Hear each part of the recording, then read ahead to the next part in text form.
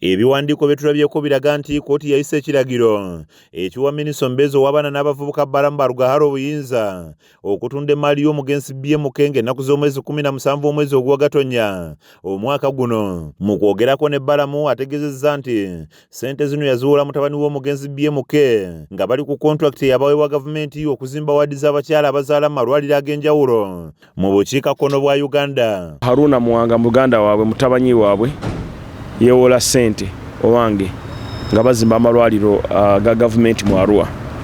Amalwaliro ago contract gye balina yali ya bilioni 30.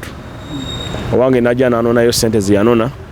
Sente ezo ziruddeyo akawumbi kamu n'ekitundu. Kyokka agamba nti akanze kwenyula ne Haruna Kalule amusasule sente ze naye nga buteerere kwe kuddukira mu kkooti emutaasa okufuna sente ze, era ng'ategeeza nti si lwasose okuwola famire ya BMK ng'aliko n'olwalo yabawola obukadde bw'ensimbi za kuno 300 ng'okuzisasula tekyali kyangu. Si ye looni gye nsose okubawola, emabega eri nali nabawolako sente era nazo okusasula lwali lutalo. So sente we nazibawa saabawa sente za magoba, naye bw'omenya endagaano kkooti erina obuyinza okuwa amagoba n'okuwa percentage buli lunaku oluyitawo.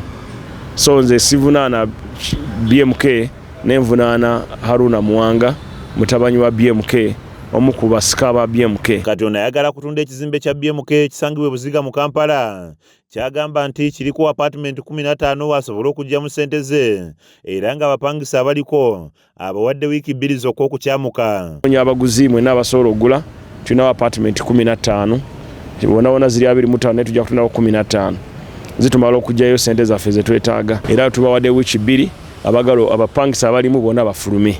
Lwa bagala kusigalamu basayininga endagaano empya naffe nga bwe tutunda ne bakoti beelifu bange bamutesaasira. Ategeeza nti agezezzaako okwogera n'abakuza ba famire eno naye ne balemererwa okumuyamba, wabula ng'agamba nti oluggi lukyali luggula okuteesa ensonga ziggwe mirembe. Mu mateeka gonna ngezezzaako okwogera ne famire, ngezezzaako okwogera ne Mwami Ngobya alinga advisor waabwe, njogedde n'omusika Ali Kibirige, bona njogedde nabo. Mu kiseera kino obuyinza buweereddwa bawannyondo ba kkooti abamuteesaasira Associates and Court Bailiffs, era nga Moses Muteesaasira ategeezezza nti beeteefuteefu okutunda emmaali ya BMK ku nnyondo kuba obuyinza bonna babufunye dda. Yampa ekiragiro ekyokukwata ebintu bya Haruna Muwanga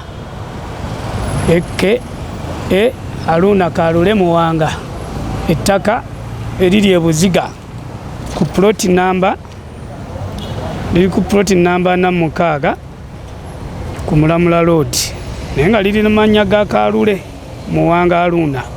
Eryo wala nti nagiranga mawulire era yafulumye.